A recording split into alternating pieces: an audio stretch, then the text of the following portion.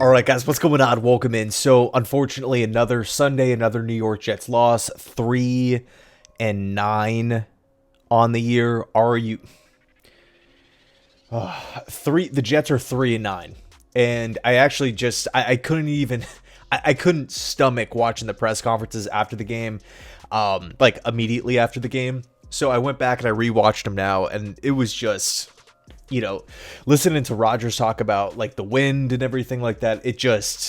I'm so focused on 2025. Anyway, let's take a look at the current draft order. Now, obviously, there is still multiple. I mean, there's over a month left of football games, so this is far from being cemented in here. But we do have a pretty good idea on who's going to be picking within that top 5, top 6, top 7. So let's take a look at the current standings. So at number 1 overall, it's the Jacksonville Jaguars. Number 2, the Las Vegas Raiders have jumped into this second spot with that loss, obviously on Black Friday against the Chiefs. We got the Giants at 3, Pats at 4, Panthers 5, Jets 6, Titans 7, Browns 8, Saints 9, Bengals 10. Now, the quick disclaimer here, Cleveland sitting here at 3-8 could fall easily tonight to 3-9 against the Denver Broncos, which would then vault them up the rankings. And based off of just purely this strength of schedule, it is looking like they would jump to spot number 7 if they, of course, lose. Now, let's kind of break down how I would envision the top 5 going if this was the final order. I think Jacksonville right now would either just go best player available or they would look to trade down, right? You got to figure new general manager. I don't think they're going to keep Balky. New head coach. I don't think they're going to keep Peterson.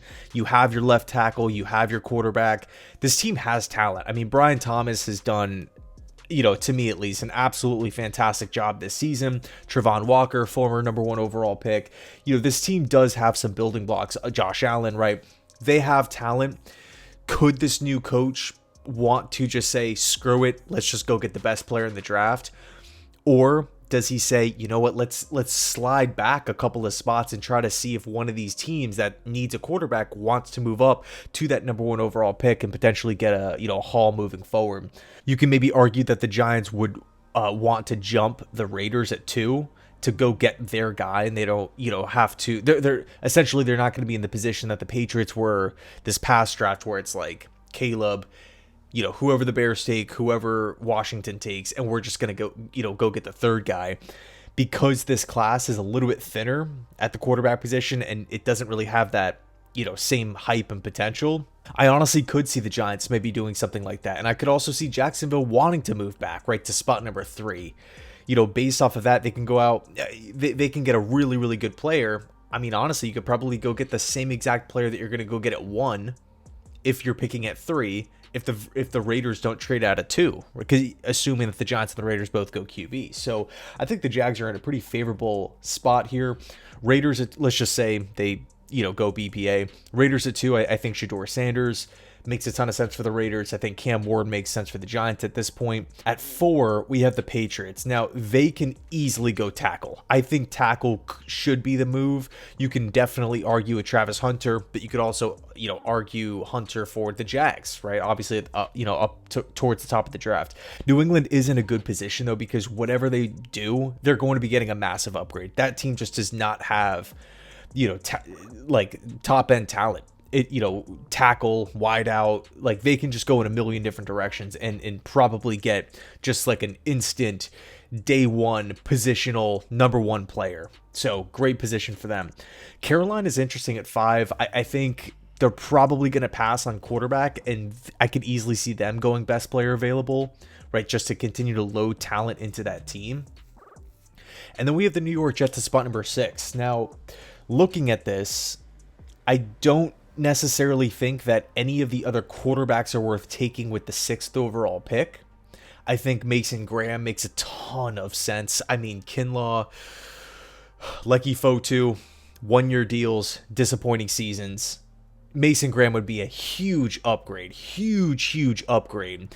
And he would fill not only just kind of like arguably the BPA approach. I mean, he's definitely a top, I would say 13, top 15 talent.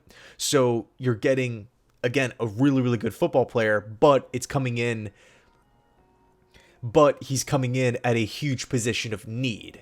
Graham and Quinnen with Will McDonald and Jermaine Johnson, that's a pretty young, talented, high upside room.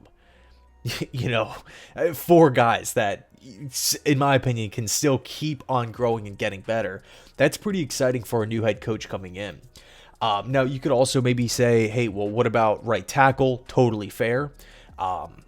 You could potentially argue, hey, look at what the Chargers did in this past draft. They already had their left tackle, but they're going to go out and select Joe Alt anyway because in their eyes, felt like he was the best player, and he's going to come in and kind of fit that Chargers mold, help them accomplish what they want to do on the offensive side of the football, even though it wasn't the consensus pick prior to the draft.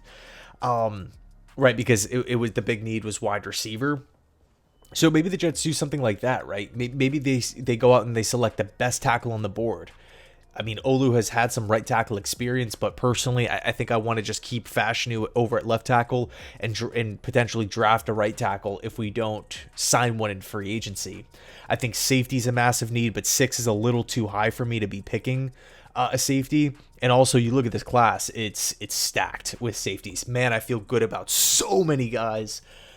I honestly would be, like, if the Jets draft a safety in the 4th round or the 3rd round with that Lions pick, I think they would come in to be the best safety on the team, assuming that they don't go out and sign one. So I think we are fine addressing safety in the mid-round. So to be honest with you, I think, again, Mason Graham just makes a lot of sense. Tackle makes a lot of sense.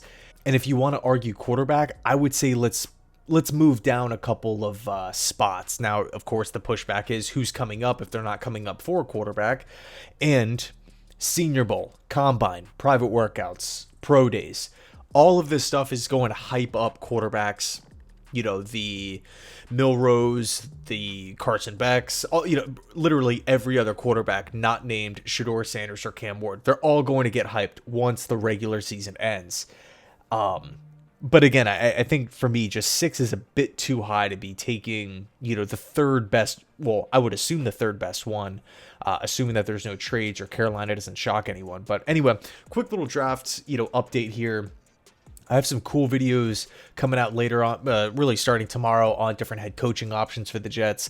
I love diving into these different options.